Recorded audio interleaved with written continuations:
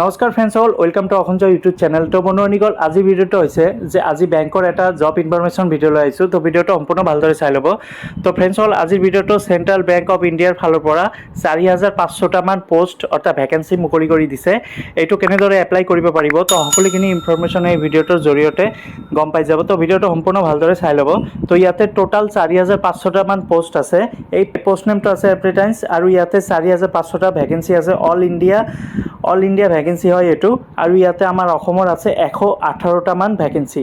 তো ফ্ৰেণ্ডছসকল ইয়াতে কেটেগৰী ৱাইজ হিচাপে ভেকেঞ্চিটো ভাগ কৰি দিছে। এছ চিৰ বাবে 688টা, এছ টিৰ বাবে 382টা, OBC কেণ্ডিডেটৰ বাবে 1036টা, EWS কেণ্ডিডেটৰ বাবে 450 আৰু আনৰিজাৰ্ভৰ বাবে 1944টা ইয়াতে কেটেগৰী ৱাইজ হিচাপে ভেকেঞ্চিটো ভাগ কৰি দিয়া আছে। ফ্ৰেণ্ডছসকল এইটো এপ্লাই কৰাৰ লাষ্ট ডেট হৈছে 23/6 অৰ্থাৎ জুন মাহৰ 23 তাৰিখৰ ভিতৰতে আপোনালোকে এপ্লাই কৰিব লাগিব। তো ফ্ৰেণ্ডছসকল ইয়াতে দৰমহাটো দিছে 15,000 টকা পাৰ মান্থ। তো ফ্ৰেণ্ডছসকল ইয়াতে বয়স দিছে 20 ইয়াৰ্ছৰ পৰা 28 অৰ্থাৎ 20 বছৰৰ পৰা 28 বছৰ হ'ব লাগিব। আৰু এজ ৰিলেক্সন পাব যিসকলৰ কাষ্ট চাৰ্টিফিকেট আছে। এছ চিৰ বাবে 5 ইয়াৰ্ছ, OBCৰ বাবে 3 ইয়াৰ্ছ, ফিজিকেল হেণ্ডিকেপ আনৰিজাৰ্ভ কেণ্ডিডেটৰ বাবে 10 ইয়াৰ্ছ, ফিজিকেল হেণ্ডিকেপ OBCৰ বাবে 13 ইয়াৰ্ছ, ফিজিকেল হেণ্ডিকেপ SC আৰু STৰ বাবে 15 ইয়াৰ্ছ এজ ৰিলেক্সন পাই যাব। তো ফ্ৰেণ্ডছসকল এই পোষ্টটো আবেদন কৰাৰ বাবে ইয়াতে এডুকেশ্যন কোৱালিফিকেশ্যন বিচাৰিছে। ডিগ্ৰী পাছ অৰ্থাৎ গ্ৰেজুৱেশ্যন হ'ব লাগিব, কাৰণ এইটো বেংকৰ চাকৰি হয়, ইয়াতে গ্ৰেজুৱেশ্যন লাগিবই। এপ্লিকেশ্যন ফিজ বিচাৰিছে। ফিজিকেল হেণ্ডিকেপ কেণ্ডিডেটৰ বাবে 400 টকা পে' কৰিব লাগিব। তাৰপিছত SC ST ওমেন EWS কেণ্ডিডেটৰ বাবে 600 টকা পে' কৰিব লাগিব। আৰু আদাৰ্ছ যিটো OBC আৰু জেনেৰেল কেণ্ডিডেট হয় সিহঁতৰ বাবে 800 টকা পে' কৰিব লাগিব। তো এইটো এপ্লিকেশ্যন ফিজ দি আছে। তো ইয়াতে অনলাইন এপ্লিকেশ্যন অৰ্থাৎ অনলাইনৰ জৰিয়তে আপোনালোকে এপ্লাই কৰিব লাগিব। অনলাইন আছে www.centralbankofindia এই ৱেবছাইটত গৈ আপোনালোকে এপ্লাই কৰিব পাৰিব। তো বন্ধুসকল ইয়াতে চিলেকশ্যন প্ৰচেছ চেণ্ট্ৰেল বেংকৰ ফালৰ পৰা এই চিলেকশ্যন প্ৰচেছটো আপোনালোকে চাব পাৰে। ইয়াতে কেনেধৰণৰ এক্সাম হ'ব অৰ্থাৎ CBT হ'ব, কম্পিউটাৰ বেছড টেষ্ট হ'ব, অনলাইনত পৰীক্ষা হ'ব।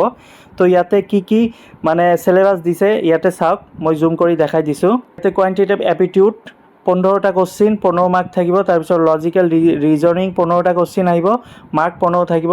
কম্পিউটাৰ নলেজৰ বাবে 15টা কুৱেশ্যন আৰু 15 মাৰ্ক।